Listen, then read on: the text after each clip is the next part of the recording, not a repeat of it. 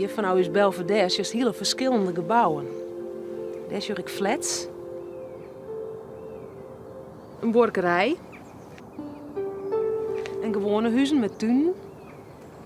Was het nou correct net, Jos? Dat zijn die hele deftige huizen die hier staan. En dat oranje woord, want daar ben we hier, zie namen ik van kregen had.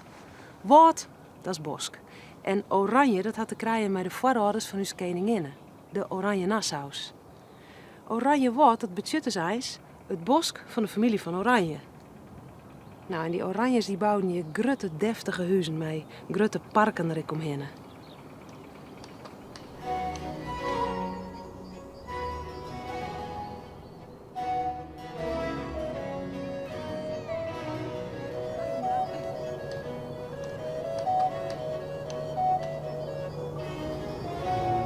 Die Oranjes, dat wie een rieke mensen. En ze had ik nog een skofje in Friesland wennen, in Ljouwert. Albertine Agnes, dat wie de widow van Willem Frederik van Nassau, die kocht hier een stuk groen. Heide. Het wie toen alleen nog maar heide. En daar liet zij een kasteel opbouwen met een hele grote tuin eromheen. Ze wennen dus in Ljouwert, maar ze kwamen hier ook heel vaak. Het wie eigenlijk een boetenhuis, een tweede huiske. Nou ja, huiske. Oranjestein neemden ze het. Het is trouwens net ditzelfde huis, dit is letterbouwd, maar het stier wel op hetzelfde plak. Dat huis van Albertine Agnes, dat wie een echt kasteel.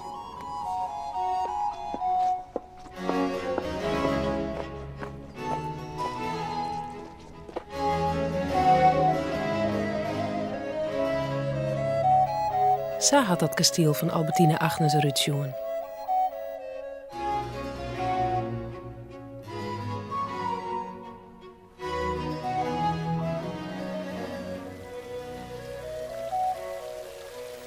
Als het nou nog zien was hoe zo'n kasteel er echt uitziet, dan moest naar Apeldoorn. Daar stiet dit paleis, Paleis het Loo. En zo had Oranjestein ook ongeveer west. Bij Paleis het Loo ben ik nog van die mooie oude tuin, maar deze prachtige beam stiet in de tuin van Oranjewoud.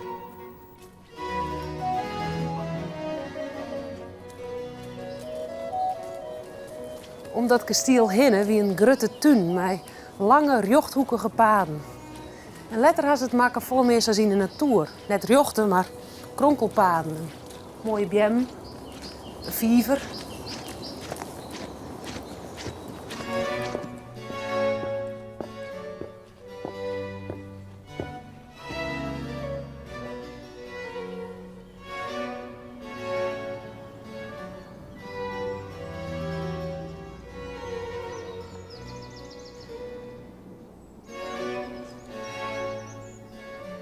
Wat er nog oerbleun is uit deze tijd, dat men deze graven die om het hele park heen roemen.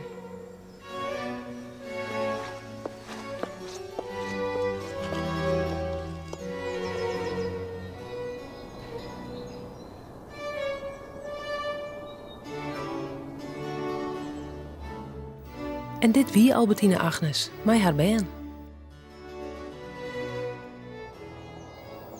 Letter waard Oranjestein, Oranjewoud. En de wien doe ik orenrieke meesken die je grote huizen bouwen lieten. Zo waard Oranjewoud een riek plak. En dat is het nog wel een beetje.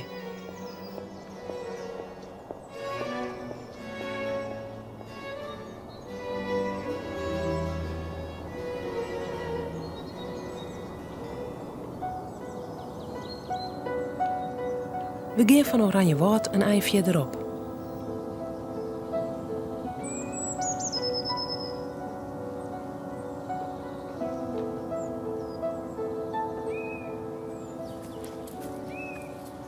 Nou, dit is heel wat oors. Dit is het huisje van de turfmakker. We zijn hier in Nijbeets. En in de buurt van Nijbeets waart zo'n 100 jaar veen aangegroeven. Van veen maken ze turf. Centrale verwarming en gas, dat hingen ze nog net in de huizen. De kachels die waren stookt op turf.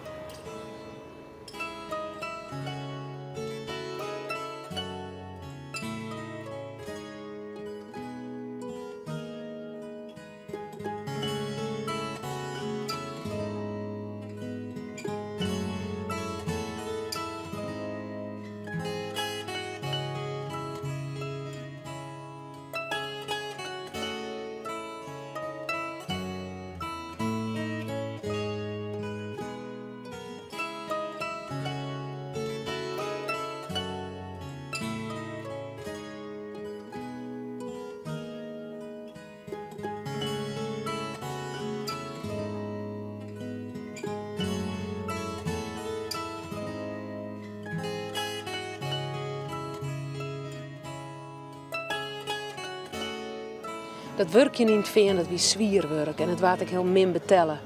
Arbeiders die wie een erem. Zelfs wennen ze vaak in huizen die het makken wien van toeken en rijt en shedden. Plaggenhutten nemen we dat, of spitketen.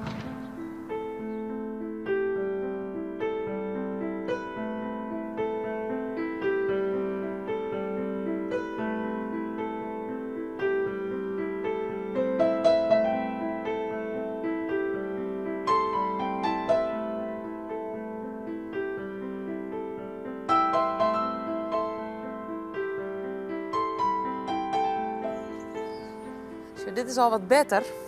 Huske van stien, maar dit weer van de turfmakker. Of wel iets.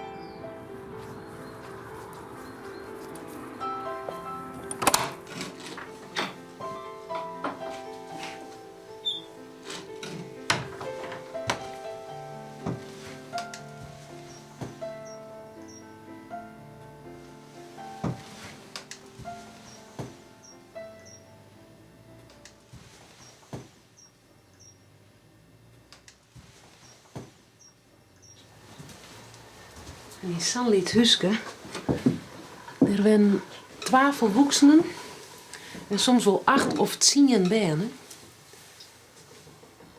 Dan wil ik nog wat vertellen over het leven van die veenarbeiders.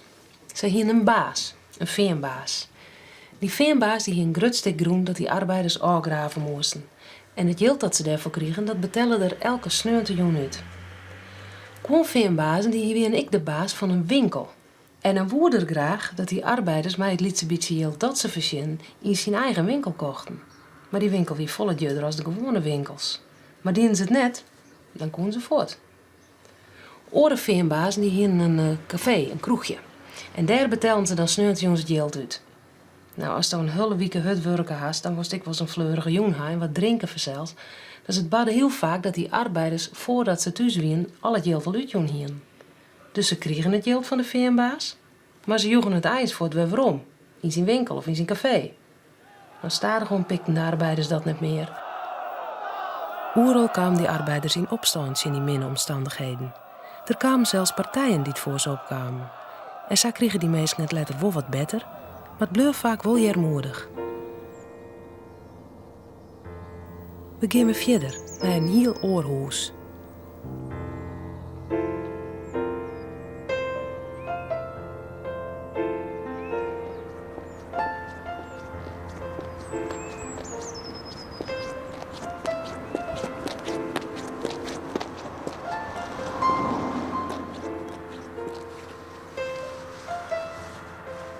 Echte kastelen die binnen net in Friesland.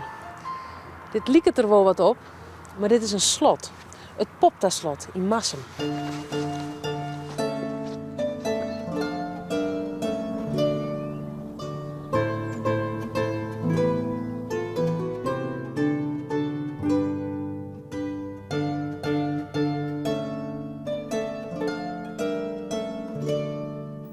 Henricus Popta die kocht dit slot in 1687.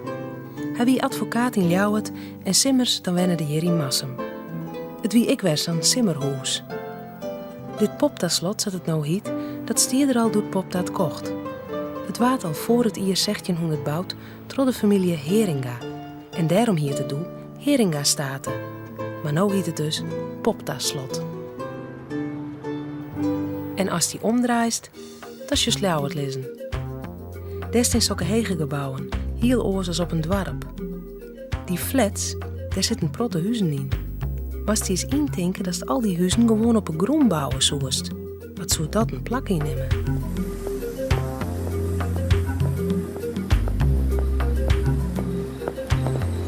En hetzelfde geldt voor al die kantoren.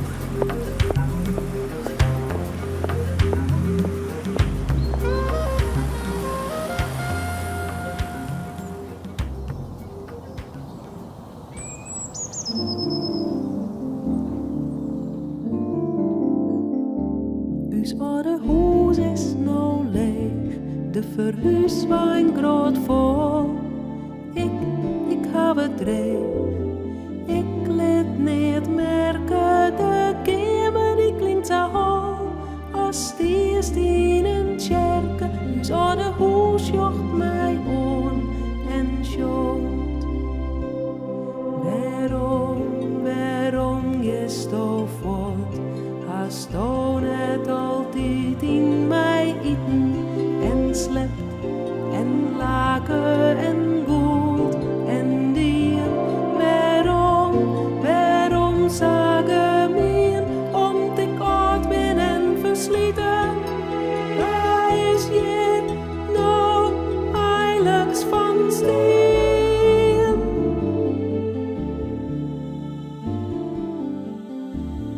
Het behang heel en skier, dat de trouwfoto hong, koeltjes in een vlier van mem haar stoel, de keuken, de trap en gang, een zutrige boel.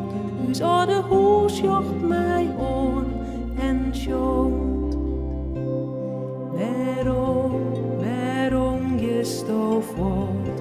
Hast du net altijd in mij wennen en stie ik net stwarm rein en wien uit te steen? Waarom zagen mij? Ja, du bist zelfs in mij wennen. Waar is je nou eigenlijk van steen? Waar is je nou eigenlijk van steen?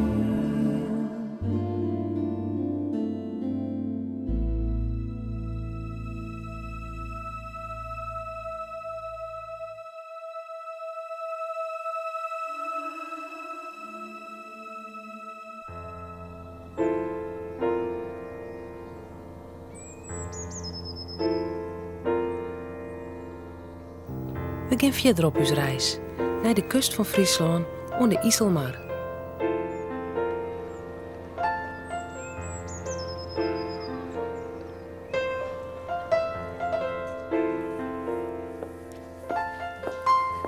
We zijn hier in Hilpen. Hier ben ik mooie, deftige huizen. Hier ben Sjen. Ik ben uit wat hij wennen had. Een kapitein of een skipper.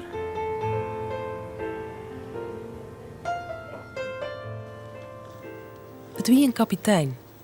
En als dat ankerboeten hong, dan betutte dat er thuis wie.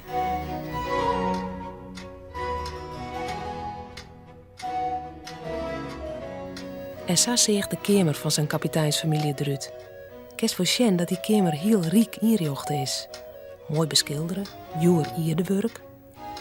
De Hilperskippers verschillen tussen 16 en 1800 een protte jild met de handel oer zee. Net alleen nog in Hilpen weer dat zo, hij is in heel Nederland. De tijd tussen 1600 en 1700 nemen ze daarom ik wel de Gouden Eeuw.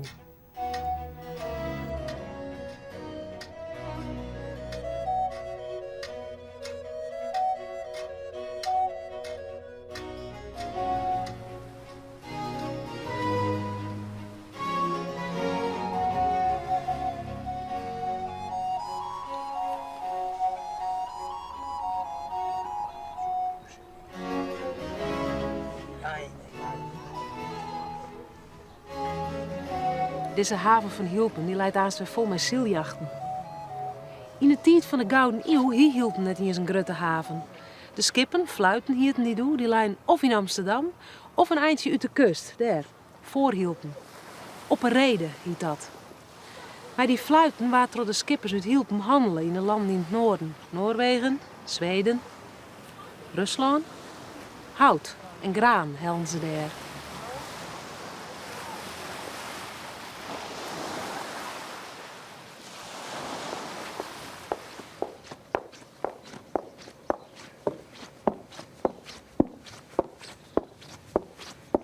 Als de malie van Hilpen, de skippers en het personeel op een fluiten op zee wien, dan weer dat meestal voor een heel skoft.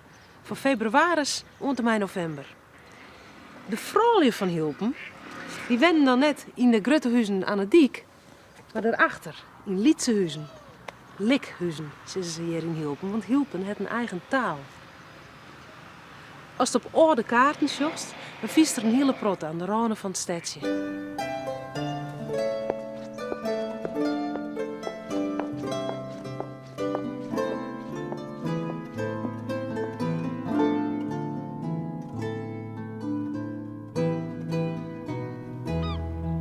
binnen maar 12 van die likhuizen oer. En in die huizen zitten de vrouwen dan de hielper cliëntenmeidje met stoffen die ze in Amsterdam kocht hien.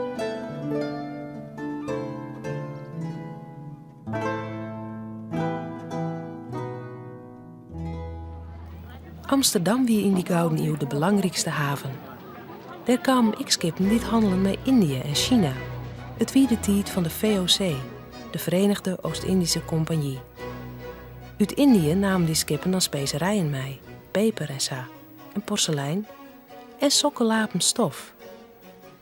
Nou, en omdat de hielper skippen vaak in de haven van Amsterdam lijnen, kochten de vrouwen die er dan ik wel eens kwamen die lapenstof ek. Batikstoffen hielden die, of ek wel sitsen. En sa is die mode er komen dat hielpen sa bekend worden is.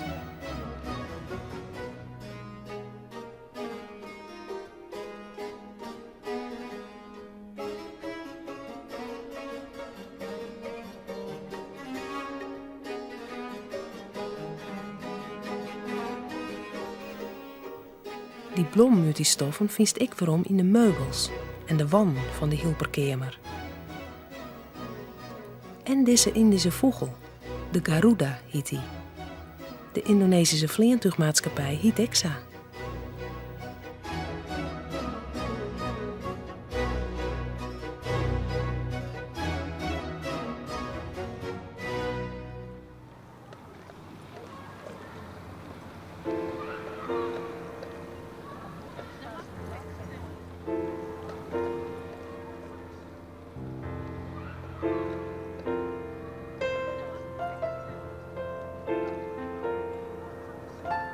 We ben hier even verder als hielpen, we ben hier bij Starem. En daar staat dat gebouw. Dat is een gemaal. Als er te volle Rijnwetter in Friesland vallen is, dan zorgt dat gemaal ervoor dat wij net weer de voeten krijgen. En daar zullen we het de oren keer door gaan.